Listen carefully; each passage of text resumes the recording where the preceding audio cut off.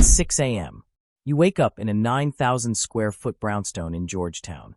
It's got a wine cellar, a private security detail, and it costs $10 million. You put on a bespoke suit that costs more than a used Honda. You look in the mirror and practice your concerned citizen face. It's perfect. You head downstairs to a waiting black SUV. You are a United States congressman. Your official salary is $174,000 a year. Most people look at that math and get confused. How does a guy making mid-six figures afford a billionaire's lifestyle? The rubes think you just save up, but you know the truth. The $174,000 isn't a salary. It's a cover charge to enter the greatest casino on earth. You didn't start here. 10 years ago, you were a nobody on the city council. You learned the game early. A real estate developer wanted to pave over a wetland to build a strip mall. The town was outraged. You stalled the permit. A week later, the developer's uncle maxed out a donation to your re-election campaign. You approved the permit the next day. It was a $5,000 kickback for a $50 million project. You felt dirty, but you felt powerful. You realized the whole elite power structure is just a toll booth, and you hold the gate. But local politics is for amateurs. You wanted the major leagues. Now you're in Washington. The SUV drops you off at the Capitol. You walk into a secure room. No cell phones allowed. It's a classified briefing. A general stands up and tells your committee that in 48 hours, the FDA is going to ban a massive chemical ingredient used by the country's biggest agricultural company. The public has no idea. The stock is currently sitting at $80 a share. By Friday, it will be radioactive. The meeting ends. You walk out of the SCIF. You go straight to a bathroom stall, pull out your burner phone, and text your broker. You tell him to short the agricultural company and dump $2 million into their biggest competitor. 48 hours later, the news breaks. The market panics. You just made $3 million while eating a Cobb salad in the congressional cafeteria. Martha Stewart went to federal prison for this. For you, it's completely legal. It's a perk of the job. But insider trading is just pocket change. You need generational wealth. You need the dark money. You head to a steakhouse for lunch. You sit in a private room with a billionaire who owns half the private prisons in the country. He can only legally donate $3,300 directly to your campaign. That won't even cover the appetizers. So, you use the cheat code, the Super PAC. You have a Super PAC run by your former college roommate. Legally, you aren't allowed to coordinate with him. Unofficially, you play golf with him every Sunday. The billionaire wires $5 million to the Super PAC. The Super PAC then buys 100,000 copies of a ghostwritten memoir you just published. The book becomes a New York Times bestseller overnight. The books go straight into a landfill, but the royalties? The royalties go perfectly legally, directly into your bank account. You just washed $5 million in broad daylight.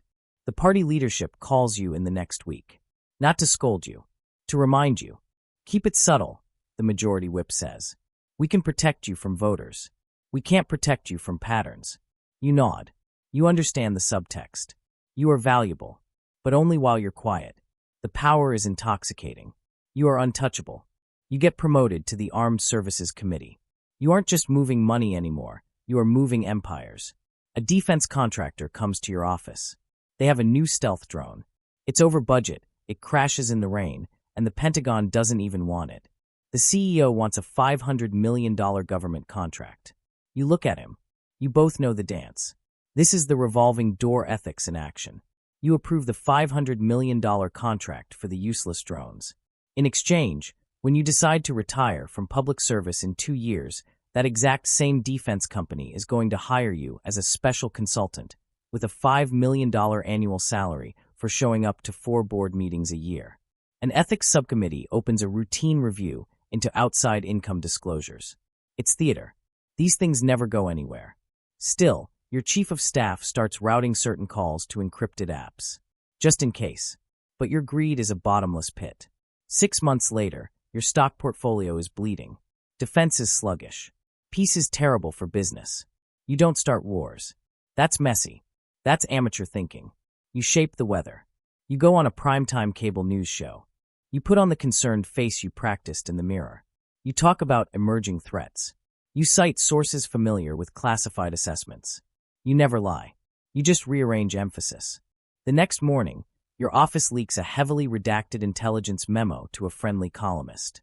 The headline writes itself. Markets don't wait for missiles. They move on fear. Defense stocks tick up 3% before lunch. Behind closed doors, you push for an emergency preparedness package. It's framed as deterrence. It includes $8 billion in procurement authorizations. Your drone contractor is on page 417. You vote yes. The bill passes. 2 months later, a regional skirmish flares up. It might have happened anyway. History is complicated like that. But now there's funding. Missiles fly. The market surges. You make $12 million. A senior senator pulls you aside on the floor. You're getting loud, he says softly. Don't confuse momentum with immunity. He walks away before you can respond. You didn't start a war. You just made sure you were positioned when one arrived. You buy the yacht anyway, until the paranoia stops feeling irrational. It's 9 p.m. You're at a $10,000 a plate gala. Chandeliers, champagne, cameras. You are shaking hands and calculating exit strategies at the same time. Your jaw aches from smiling. Across the room, you see the majority whip talking to 2 donors. He glances at you. Doesn't smile. Your phone buzzes. Not a reporter. Your chief of staff. Call me now. You step into a marble hallway. He doesn't waste time. They're moving you. You don't ask who. The ethics committee is announcing a formal investigation in the morning. Financial disclosures. Outside income. Improper coordination. You laugh. That's nothing. He doesn't laugh back. The party isn't going to fight it. Silence. They need a scalp, he says. Midterms are close. Polling is soft. You're expendable. That word lands harder than any indictment. Expendable. You built their war chests. You passed their bills. You raised their money. You thought you were untouchable. You were inventory. The reporter email arrives 10 minutes later. Request for comment. 6 a.m. publication. It's coordinated. It was always going to be coordinated. You look around the gala. The donors. The lobbyists. The senators. No one looks panicked. They're already adjusting. Your committee seat will go to someone younger. Cleaner. Hungrier. Your donors will reroute their checks by breakfast. Your super PAC will rebrand. The machine doesn't crash. It rotates. You feel your phone vibrate again. Unknown number. You answer. A familiar voice from leadership. You'll announce you're stepping aside to focus on your family, he says. No admissions. No resistance. We'll make sure the DOJ moves slowly. You understand the terms. Play along and you get to keep most of it. Fight back and you lose everything. This isn't prison. It's liquidation. You hang up. The $10 million house. The Aspen property. The yacht. The bespoke suits. You get to keep them. You just don't get to keep power. At midnight, you draft the resignation statement. After careful reflection, the gala continues behind you. You were never the most corrupt politician in America. You were just the one whose number came up. The system isn't broken. It's efficient. And tonight, it balanced its books.